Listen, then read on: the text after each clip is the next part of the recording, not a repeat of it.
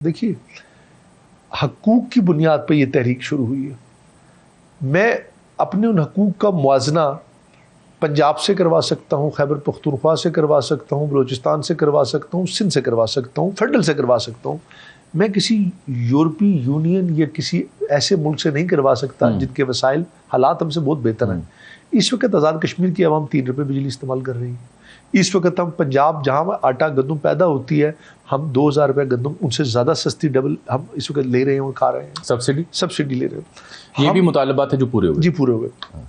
اس سے ہٹ کر بھی ہماری نوکریوں کی ریشو اس وقت پاکستان کے کسی صوبے سے بھی زیادہ ہے. ہماری پہاڑوں کی چوٹیوں میں، میں سب سے دور دراز ایل او سی پہ رہتا ہوں. میرے گاؤں میں یونیورسٹی ہے، میرے گاؤں میں دانش اسکول بننے جا رہا ہے. میرے حلقے کی پہاڑوں کی چوٹیوں پہ بھی پختہ سڑکیں بن چکی ہیں. بجلی کا نظام ہے. لاہور، اسلام آباد، کراچی کے مسافات میں آپ 15-20 کلومیٹر اندر چلے جائیں، آج بھی ایسے علاقے موجود ہیں جہاں پہ لائٹ نہیں ہے، جہاں پر بیسک اور بنیادی سہولیات نہیں ہیں. سہولیات اور حقوق کے لیے تو آپ اگر اس کے ساتھ مقابلہ شروع کر دیں تو نیو یارک کے اندر بھی لوگ ایسے بیٹھے ہیں جن کے پاس ابھی حقوق نہیں انہیں ملے، بے پناہ ہے. تو اس حوالے سے ہمیں یہ دیکھنا ہوگا کہ ہم نے رکنا کہاں پر ہے اور ہم نے حقوق کی جنگ کو کس حد تک لے کر جانا ہے. کیا اس حقوق کی جنگ میں آپ کی خواہشات کو لے کر اس پورے ریاست کے نظام کو اپنے اختیارات کے ذریعے آپ کنٹرول کرنا چاہتے ہیں؟ اور یہ جو مہاجرین کی ایک بحث چلی ہے، اس کی وجہ بھی وہی حقوق بنے جس حقوق کی وجہ سے لوگوں کے ایموشنز کو ساتھ کنیکٹ کر کے ایک طرح سے ماحول بن جاتا ہے آپ کا. پرائم منسٹر صاحب، یہ بجلی آپ نے بتایا کہ سبسڈائز ہو گئی اور وہ بڑا اچھا مطالبہ ہے بظاہر دیکھنے میں. پانی یہاں پہ ہے اور ڈیم یہاں پہ، اور ان کا جو حق بنتا ہے وہ حکومت نے مانی. وہ بات آپ بتا رہے ہیں 3 روپے فی یونٹ. جی 3 روپے. لیکن کیا یہ سچ ہے کہ اس کے باوجود 70% لائن لاسز ہیں؟ جی میں آپ کو یہ ایک ہے تو بات اب میرے اپنی خلاف جاتی، لیکن جب بجلی مہنگی تھی تب بھی ہماری لائن لاسز، اور اس وقت بھی تقریباً 30% ہماری ریکوری تھی. اور جب بجلی 3 روپے ہے تب بھی ہمارے لائن لاسز اور ریکوری اتنی ہی ہے. اتنی یعنی کہ 3 روپے کے بعد بھی ہم بجلی کا بل دینے کو تیار نہیں. ایک بڑا اہم نقطہ اس سے جڑا، ایک نعرہ تھا نو ٹیکسیشن نو ریپرزنٹیشن. جی. تو اپنا ریاست آزاد جموں کشمیر کا جو ٹیکس کلیکشن کا ہدف ہے وہ کبھی پورا ہوا؟ نہیں جی، ہم وہ پورا نہیں کر پائے.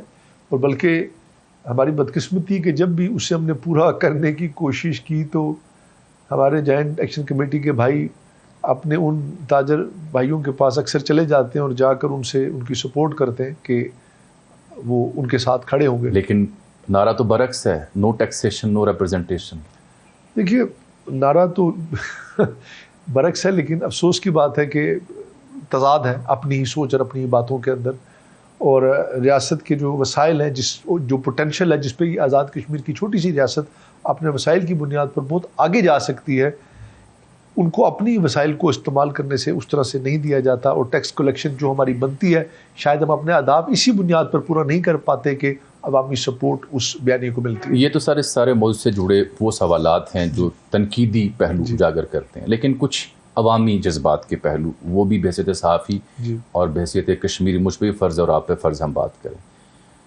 عوامی غم و غصہ، نوجوانوں کے ہاں بے چینی، روزگار کے کم وسائل اور ملازمتوں کے مسائل، اس میں جو ایلیٹ کیپچر یا اشرافیہ کی مراد ہیں ایک بہت بڑا فیکٹر رہا ہے.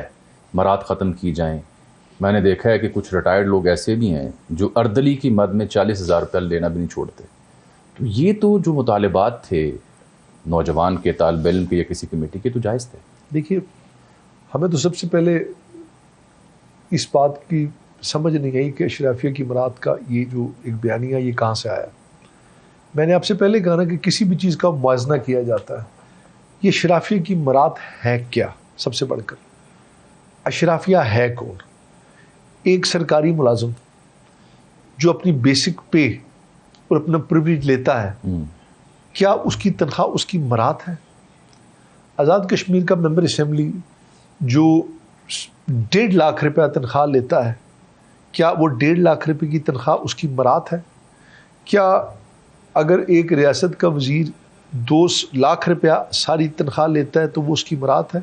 क्या पंजाब, सिंध, KPK, बलूचिस्तान, गिलगित बल्तिस्तान और पाकिस्तान के जुड़े 5, 10, 15, 20 मुल्क, उनके जितने प्रोविंस और सूबे हैं, उनके मेंबरान की तनख्वाह का मुआवजा कीजिए तो कश्मीर में सबसे कम है। गिलगित का मेंबर असेंबली 5.5 लाख तनख्वाह ले रहा है। ये कौन सी मरात है, मुझे बताइए, ये कौन सी अशराफी? हाँ, जुडिशरी में तनख्वाहें हैं, उनका एक हमारी चूँकि वो डोमेन में नहीं आता। इसी का सर जवाब जी जी, जिन लोगों का आप जिक्र कर रहे हैं, क्या ये सच नहीं कि पिंडी, इस्लामाबाद और लाहौर हो या दीगर बड़े शहर हों, वहाँ पे जो पॉश इलाके हैं वहाँ पे तमाम ऐसे लोगों की जायदादें तनख्वाह में तो इतनी बनती?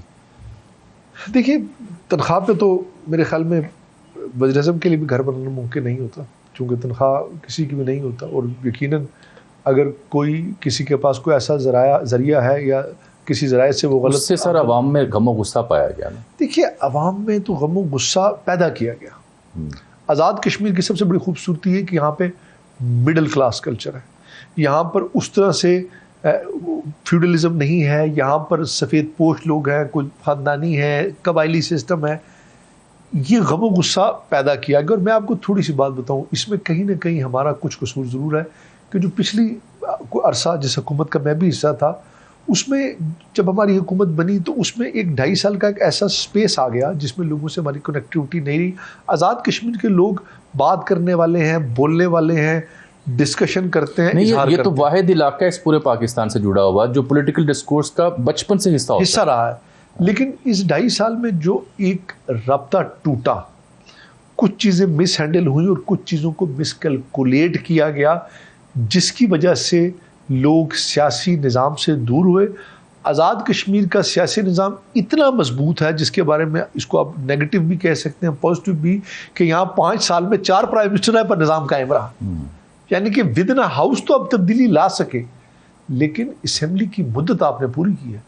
आज़ाद कश्मीर का पॉलिटिकल सिस्टम, यहाँ की पॉलिटिकल अवेयरनेस इतनी ज़्यादा थी कि हर बंदा पूरी तरह से इसमें हिस्सा ले रहा था। लेकिन जब एक ऐसा निज़ाम आया जिसे ना सिर्फ हाइब्रिड निज़ाम कहा गया, बल्कि खुद ये प्राइम मिनिस्टर साहब कहते थे कि मैं कोलिशन हुकूमत नहीं मैंने बनाई, मैं MLAs का वज़ीर-ए-आज़म हूँ, मैं हाइब्रिड वज़ीर-ए-आज़म हूँ, मुझे बनाने वाले कोई और है। यानी उनका स्टेटमेंट ऑन रिकॉर्ड था। जब ये उसमें एक स्पेस आ गया, आवाम से दूरी हो गई, चीज़ें मिस हैंडल हुई, मिसकैलकुलेट हुई, और आज रियासत हम जहाँ पर खड़े, मेरे ख्याल में आज हमारी कैलकुलेशंस नहीं ठीक हो पा रही इस सारी सूरत। प्राइम मिनिस्टर साहब, यूँ जनाजे उठने चाहिए थे?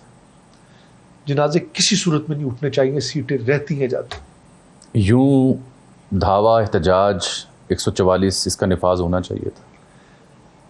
देखिए, हालात जिस तरफ जा रहे थे, इसे रोका अब नहीं जा सकता था, ये होना ही था।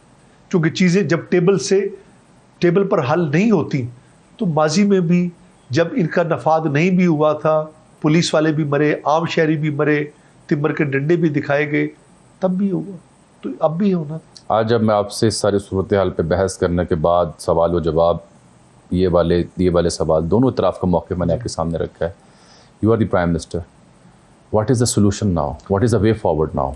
देखिए, मेरे लिए आज भी बड़ा दुख का मुकाम है कि मैं अपनी रियासत को इस हालत में देख रहा हूँ। सोल्यूशन आज भी यही है। मैं उन जिम्मेदारान को जो इस तहरीक का हिस्सा है, या कहीं उसमें शामिल हैं, या कहीं उसमें अपनी कुव्वत और ताकत रखते हैं, मैं उनसे कहना चाहूँगा कि खुदारा इस एहतजाज को ख़त्म कीजिए, आइए बैठिए, बात कीजिए।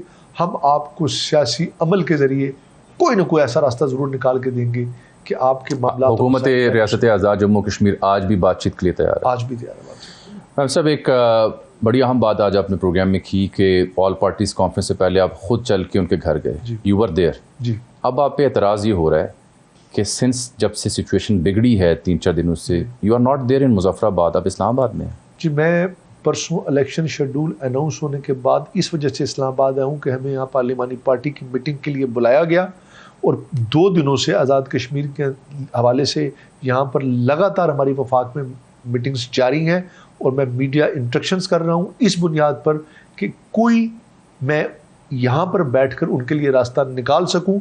आज आपके इस प्रोग्राम के बाद मैं वापस वहाँ चला जाऊँगा, क्योंकि मेरी एक ख्वाहिश थी कि मेरी क़यादत की तरफ से हमें यहाँ बुलाकर कहा गया कि हम कोशिश करते हैं कि कोई बैकडोर रास्ता खोलें।